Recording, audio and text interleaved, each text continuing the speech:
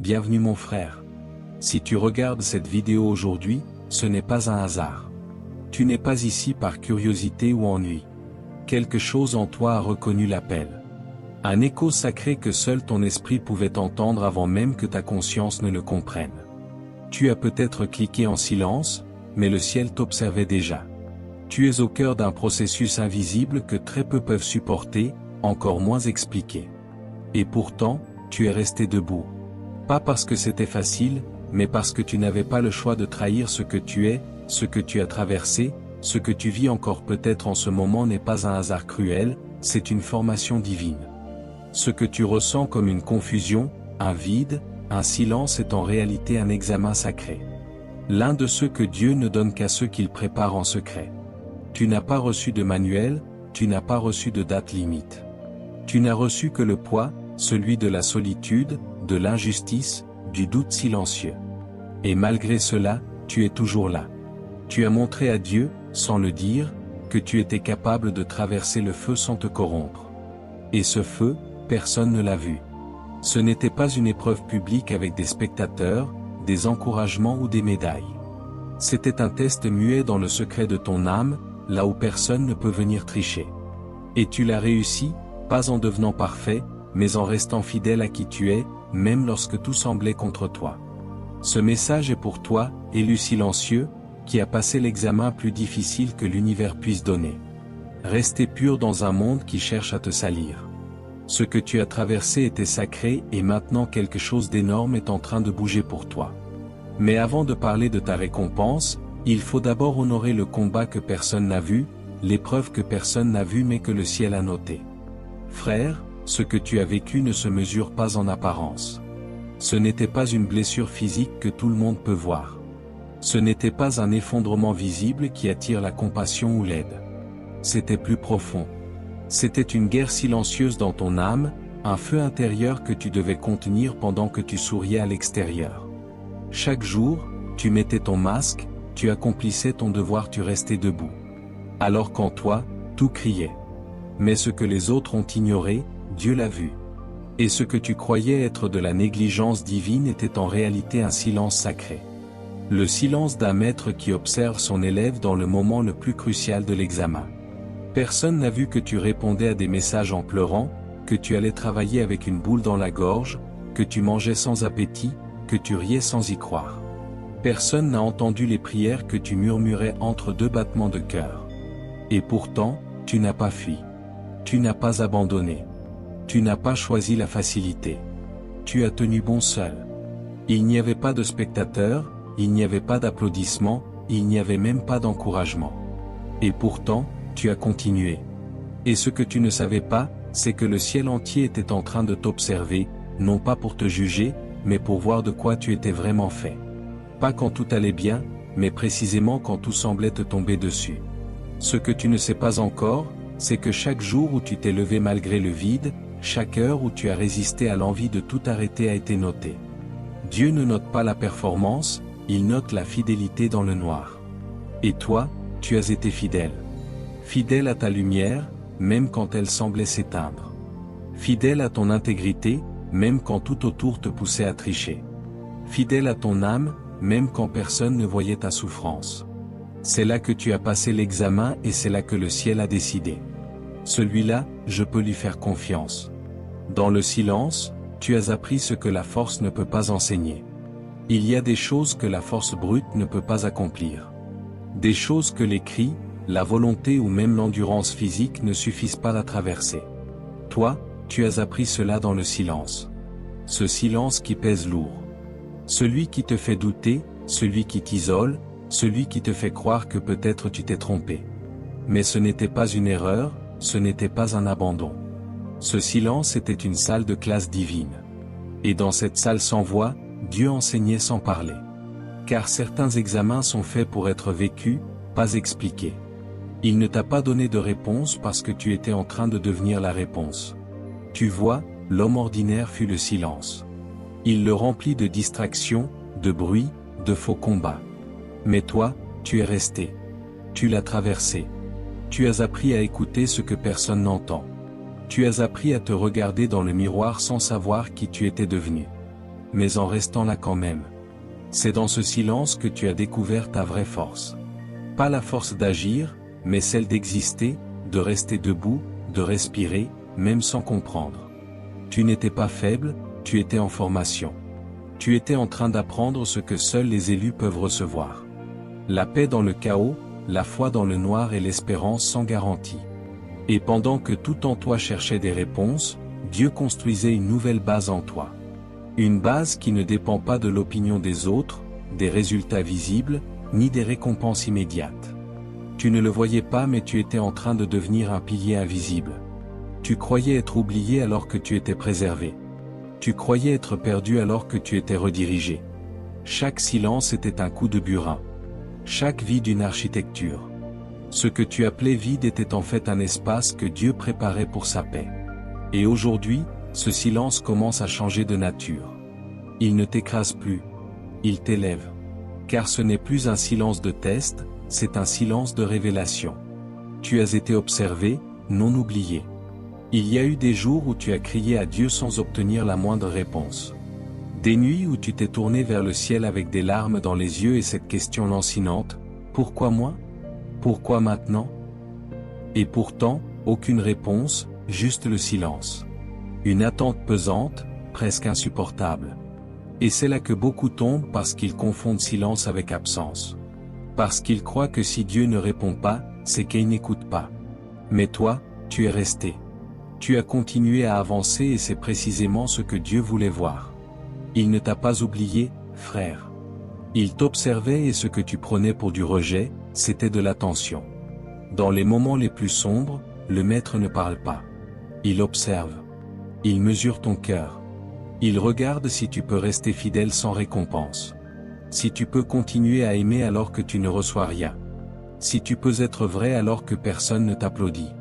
Ce sont ces instants qui révèlent la profondeur d'un élu. Ce n'est pas ton talent que Dieu évaluait. Ce n'était pas ta perfection. C'était ta fidélité sans écho. Ta douceur sans retour, ton obéissance dans le noir. Et tu l'as fait. Tu n'as pas été parfait, mais tu as été présent. Tu n'as pas compris, mais tu es resté. Et ce que personne autour de toi n'a vu, le ciel l'a marqué. Tu étais en examen, mais pas un examen avec des notes, des feuilles, des questions visibles. Un examen d'âme. Et ce que tu ne savais pas, c'est que chaque soupir, chaque pas, chaque renoncement à la facilité était une réponse puissante. Ce n'est pas parce que Dieu était silencieux qu'il était loin. Il évaluait. Il observait ta capacité à porter du poids sacré, à te tenir droit quand tout te poussait à plier, à garder ton intégrité quand personne ne te regardait. Et maintenant, le verdict est tombé, tu as passé l'examen et tu es prêt. Prêt pour ce que seul un cœur éprouvé peut porter. Tu as porté un feu que personne n'a vu et c'est ce qui t'a formé. Frère, ce qui t'a façonné n'était pas une épreuve spectaculaire. Ce n'était pas un combat public avec des spectateurs, des témoignages ou des médailles.